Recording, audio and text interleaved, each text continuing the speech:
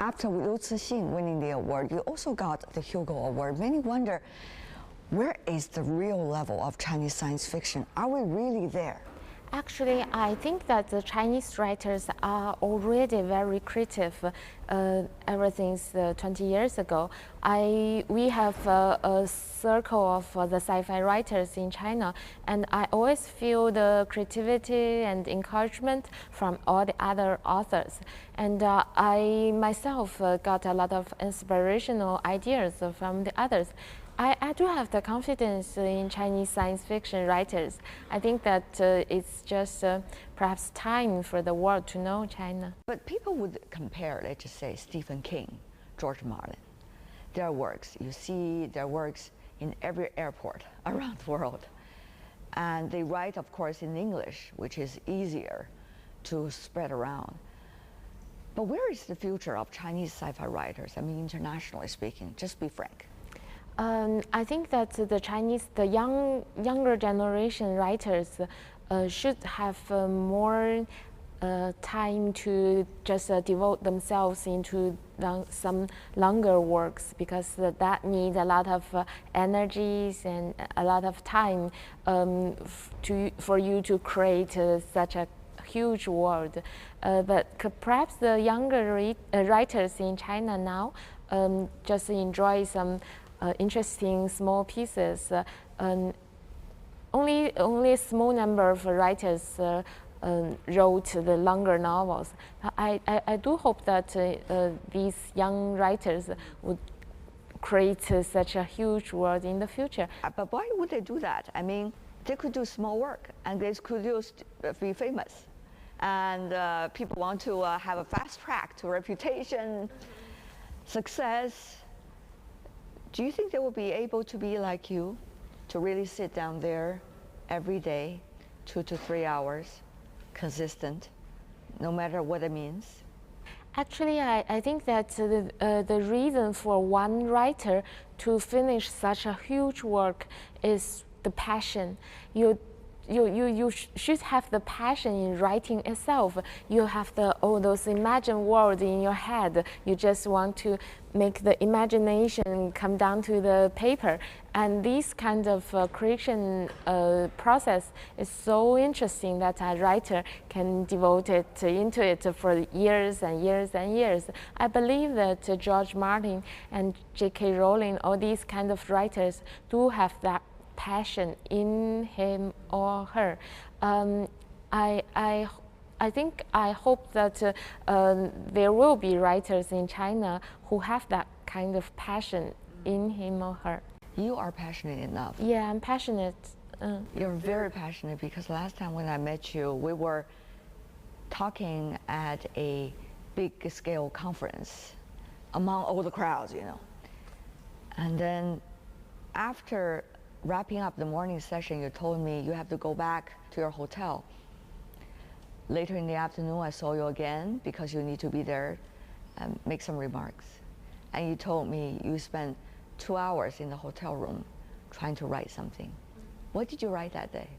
Actually, in that conference, I wrote the beginning of the Han Dynasty story. Wow.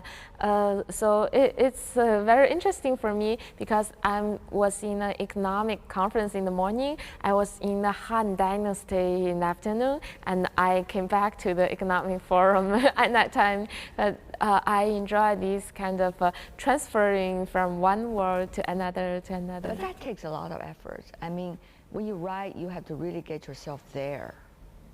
This kind of switch will be challenging for anyone, writers included. But I always feel that I'm always there. I'm always in the other world, in the writing world. I just sometimes come back to real life for a short period of time, and then I come back again. Really? Yeah. How is that happening? I just feel that everything is a parallel universe. I just transfer from this universe to another one, whenever it's a literature world or a family world or economic world. When I enter this world, I just obey the rules in this world. I just use another language. But I am quite used to these kind of experiences, but because I think that all writers in some time in his or her life have these kind of experiences of entering another world, another world, another world. Technology happening so fast. How much do you think, new things such as AI, such as virtual reality, all of these might be able to transform or challenge your works? Science fiction works are about possibilities. They discuss how human would react in different kinds of situations, how people would feel in this kind of situation, how people will react to, with each other in other situations. So it is these kind of mental experiments that really interests me and other readers. What are you mentally experimenting? Now I'm most interested in the artificial intelligence. I think a lot about what's the differences between the AIs and humans. What are the differences of their mental processes, and what does intelligence mean, and how and will the AI become super intelligence in the future, and what would that be like, and how should AIs and humans interact with each other? Talking about creativity, where does that come from? Actually, I found out that creativity just came in your life.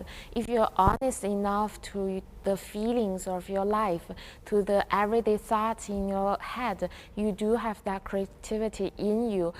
Creativity is inside everybody's body and heart, because we do have a lot of thoughts every day. When you read a book, when you meet someone, right, when you study, when you talk to someone, you have a lot of thoughts in your head. How to grab it? Yeah, it's in a turmoil. But if you do have the habit of reflect yourself and just look inside your head and questioning yourself. Yeah. How do you do that to be able to examine yourself and let your creativity blossom?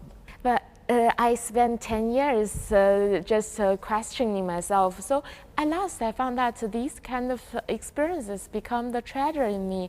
I had that habit of, at this time, what's the reason for it? Is there something wrong? Oh, I know that has the reason. And then I feel the thoughts and the feelings in me, and then I try to use these thoughts and feelings